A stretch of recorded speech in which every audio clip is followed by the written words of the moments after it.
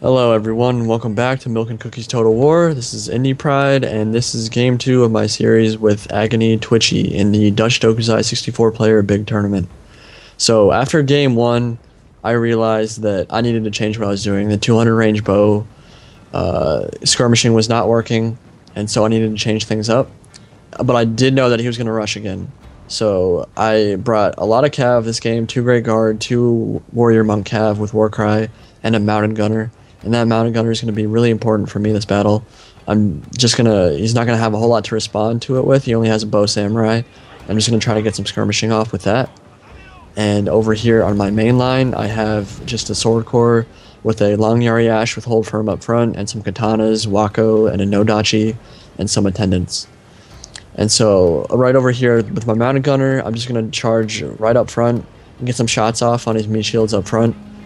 Just do as much damage to him as I can. They only have 20 volleys, but they're matchlocks. Each bullet kills, so they're going to do a lot of damage as long as I micro them properly. And actually at the start of this battle, I didn't realize that he had a Bow Samurai. And so it takes me a little bit to notice that. And I do lose a couple of my Mounted Gunners, but it's not catastrophic kind of thing. He doesn't get too many kills with his Bow Sammy. I actually think Bow Samurai aren't particularly good, even when they're vetted up. I just don't think they do enough damage to justify their cost. But I'm just going to try skirmishing with my Mounted Gunners and do as much damage to him as I possibly can before Twitchy comes at me into melee. And looking at his army, he has a front line of Naginata Samurai, a Bulletproof Samurai with 24 defense. It's a really powerful unit. And some Lone Swords. And what I was thinking when I saw all these Lone Swords, they are highly vetted, and they are going to have the Morale Shrine and the Sword Dojo to help buff them up. But they can't, they don't have the morale penalty thing that Samurai have. They can't resist morale shocks. And so I realized that if I could get my cav into the back of his lines, I could do a ton of damage and pretty much just cause a mass rout, because Lone Swords, they just don't have the morale that Samurai do. And that is the advantage that I have in this battle, is that I have really good cav, and if I can completely surround him and get him into a fight or an engagement that he doesn't want, I can win this. So I'm still getting some shots off with my Mounted Gunners, just trying to kite him, do some damage, as much damage as possible. And one thing that I did in this battle that I didn't want to do, but I kind of had to, was I had to let him take the Shrine and the Sword Dojo, because I did not want to get into a melee fight until my Mounted Gunners had time to do a lot of skirmishing. And if he capped those, or if I just took him in a melee fight right off the start, it'd be a toss-up whether I win or lose, and I didn't want to toss that up. I mean, my tournament life is on the line here. If he wins this battle, he wins the series and goes on to the finals, and I wanted to be more cautious than that.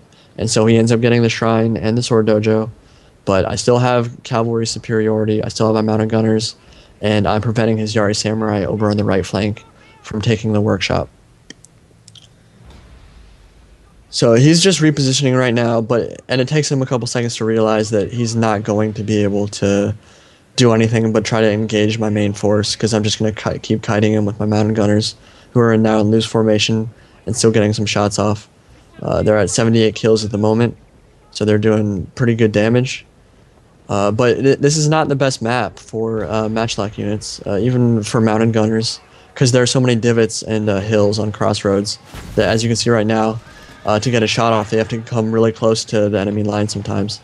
Right now, I was trying to take out his Bow Samurai with a really close volley, but they were on fire at will, and so they ended up just shooting at his front line of Yari Ashigaru. But in a couple seconds here, I realized that his Yari Samurai over on the right is completely exposed, and so I'm going to send my Mounted Gunners over there to do some damage to them, because a 23 defense Yari Sam, if they flank around behind me, I'm going to be in trouble, and they can do that pretty easily with their rapid advance. And so I just said to myself, it's time to send my Mounted Gunners over there and get some shots off of them. But Twitchy, being a smart player that he is, realizes what I'm trying to do, and quickly starts running away to the safety of the woods. And I am still going to be able to do damage to him while he's in the woods, but not as much, and he realizes that. And so he activates Rapid Advance here and tries to get to those woods as soon as possible. And over on the left side, I'm just trying to keep him from capping the Sword Dojo with my light cav. I actually can't remember if he caps that or not, but I know he gets the Shrine. And that's definitely a dojo that he wants because his lone swords now have 12 morale instead of 9, and they're going to be able to hold out that much longer. My mounted gunners are still getting some shots off. They are up to 91 kills now, and they're shooting at his Yari Samurai that are in the woods. And they're doing some damage, but they're in loose formation, so they're not going to be able to do as much damage as they possibly can. And it was at this point, I see him coming at me. I know he's going to attack me, and so I realized that if I could get up to the top of this hill over to my left and make him attack uphill, there'd be a big morale penalty for that. I'd have a big boost to my troops, and I might be able to win that melee battle straight up. And so I decided that if I can just take that hill and he attacks straight up it, I might be able to pull out a win here. And I'm getting my Great Guard and my Naginata Warrior Monk Cav ready to flank around behind him so I can get a really good surround off. And I realized that if he attacks straight uphill and I get Naginata Warrior Monk Cav with Warcry into his rear and pop those Warcries, he's going to mass route with lone swords. There's just nothing that's going to stop that. And so that was my game plan at this point. I'm just going to pull back and meet shield with my attendants and try to stop any of his Naginata and lone sword charge. But I do make a big mistake here. You can see my mounted gunners. They're getting some more shots off. They're up to 117 kills, which is pretty good. But I see that his cavalry is coming to try to meet them. And so I pull back. But I make a micro mistake here and pull them back in an angle that isn't very good. And he actually ends up catching them in a couple seconds here. And that would have been a great late game changer. Mounted gunners are great for that. Being that last unit alive and just trying to shoot whatever remains after the melee engagement. But he's now attacking full force. I'm getting my cavalry around behind him. And I'm just going to sit up on top of this hill and dare him to attack me. And I know he will. And right here you can see I pull my mounted gunners back, and his monk cav is just faster than me and has... Obviously, if my mounted gunners get caught in melee, they're going to get destroyed. And they do. I don't really know what I was doing there. It's a pretty embarrassing mistake. But we're now into melee. My mounted gunners got caught, and my cavalry is flanking around. Get my long Yari Ashigaru into spear wall, and then I'm going to hold firm. Just try to hold down that center. And I'm just going to try to tie him down with all my melee units, make sure he doesn't flank me. I've got my Nodachi tied up with his Naginata Warrior Monk Cav, and now my Great Guard and Warrior Monk Cav are coming in from behind. And if I can I need to get a good charge off here because he has a better infantry engagement off. I have the hill advantage, but he has more infantry. And so I realized that my Cav would be what changed the battle here. And so I'm just microing around, trying to find openings. And I do get tied up with Naginata attendants, but I quickly notice it, pull out, and over on my left, I send my Warrior Monk Cav straight into the back of his Naginatas and Lone Swords. And that's going to do a lot of damage. And then over on my right flank, I did the same. I brought 3 of my units into melee, and now it's just mass wavering on his lines. Got a bunch of Cav into his rear, and it was at this point that I was like, okay, I think I'm going to win this battle.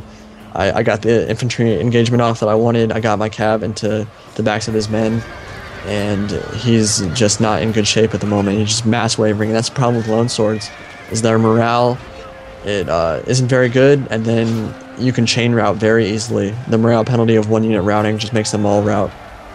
And so you can see that here. I'm just wiping up whatever I can that's left, but it's all wavering now, and I realize that I'm going to win the battle. Just get my Great Guard into melee and finish off what I can. And yeah, that's game 2. Twitchy is a great rusher, but even really good rushers aren't going to fare that well when they have to fight straight up a hill. And that was probably the biggest mistake he made in this battle. Was I think he maybe got a little bit overconfident and thought that he could just take me in a melee engagement, but he fought straight up a hill, and that's never good. And I had all that cavalry that just came in and slammed him from behind. And, I mean, even the best players can't do anything about that when that much cavalry hits you in the rear and you only have Lone Swords as your main infantry line. So his last units are wavering here, and his attendant off in the distance is about to rout. And I'm just cleaning up whatever's left. And so I have officially won game 2, and we're going to be going to game 3 on Nishizawa Valley. which is actually a terrible map, but we'll talk about that in the next replay. So we'll go to the stat screen in a second here, and I'll see you in a few. Alright, and here we are on the stat screen. I deployed 1380 men and killed 1648, and he deployed almost 2000 and only had 662 kills. And you can see how big, how important that hill advantage was. He attacked straight up it, and because he didn't have what I would consider killing units, like no dachis or katanas, he had lone swords and naginatas making up his infantry line. He just wasn't able to get the kills he needed. And he wasn't able to get us around off either because his cavalry had to run straight up a hill to hit me in the flank or rear. And so let's look at the unit stats. My long Yariash did great for me. It has hold firm. It had 255 kills. I had a katana with 200 kills, another katana with 180. And yeah, my sword just did really, really well against his infantry. And then my my Warcry warrior monk cav coming in behind, they didn't get as many kills, but the morale penalty they sent through his lines was just as important, if not more important. And so looking at his stats, he had a lone sword with 91 kills, and that was his best unit. If you don't have a unit with 100 kills, chances are you're probably going to lose that battle. I mean, that's just how it usually works out. Most of his units barely got over 50. And so I think I played that one pretty well. I was pretty happy with myself after that battle. And we are now going to Game 3 on Nishizawa Valley. So I will commentate that, and hopefully you guys enjoy it. So thanks for watching, everybody.